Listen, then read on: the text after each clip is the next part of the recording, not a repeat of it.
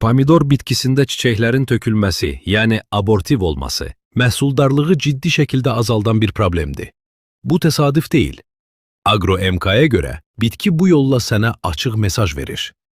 İlk bir şey deyim, çiçək tökülürsə, demək şəraitdə problem var. Agro-MK dediyinə görə bu problemi görməməzlikdən gəlmək olmaz. İndi səbəbləri ardıcıllıqla izah edək. Birinci, temperatur ekstremalları, çox isti və ya çox soyuq hava. Çiçək tökülməsinin ən yayılmış səbəbi temperatur stresidir. Agro-MK'nın müşahidələrinə əsasən, bu amil çox vaxt əsas səbəb olur. Əgər gündüz temperaturları 35 dərəcə Selsidən, bəzi hallarda isə 40 dərəcə Selsidən yuxarı qalxırsa, çiçək salxımları tökülür, meyvə inkişafı zəifləyir.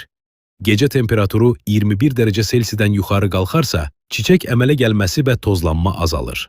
Digər tərəfdən gecə temperaturu 10 dərəcə Selsidən aşağı düşərsə, bitki yenə çiçəklərini tökür.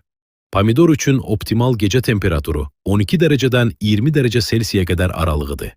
Agro-MK'ya görə bu tarazlıq pozulanda çiçək ilk qurban olur. İkinci, tozlanma problemləri. Pomidor çiçəkləri öz-özünə tozlanan olsa da, əlverişsiz şərait bu prosesi pozur. Bir neçə gün davam edən yüksək temperatur və quraqlıq tozlanmanı zəiflədir və çiçəklərin tökülməsinə səbəb olur. İsti və quru küləklər bu problemi daha da şiddətləndirir.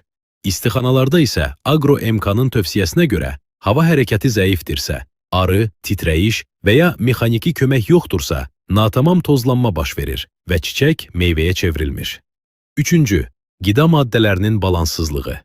Bitkinin qidalanma rejimi çiçək tutumu üçün həlledicidir. Agro-MK'ya əsasən, balans burada açar rol oynayır. Azot artıqlığı zamanı bitki, yarpaq və gövdəyə üstünlük verir, çiçək tökülməsi artır, çiçək burnu çürüməsi riski yüksəlir. Amma azot çatışmazlığı da çiçək sayını azaldır. Bor çatışmazlığı isə xüsusilə təhlükəlidir. Çünki bor, tozluqların cücərməsi, mayalanma prosesi üçün vacibdir. Bor olmadıqda çiçək rüşeymləri məhv olur və abort baş verir. Fosfor çatışmazlığı çiçək tökülməsinə səbəb olur. Mis çatışmazlığı isə tozluqların yaşam qabiliyyətini azaldır və meyvə tutumu baş tutmur. Agro-MK bu mərhələdə mikroelementlərin rolunu xüsusi vurğulayır. Dördüncü, su stresi. Torpaq nəminin kəskin dəyişməsi bitkiyə mənfi təsir edir.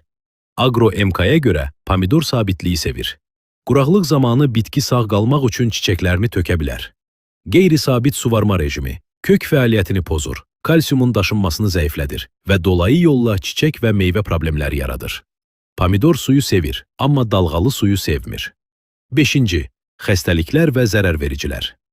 Bəzi xəstəliklər birbaşa çiçəklərə hücum edir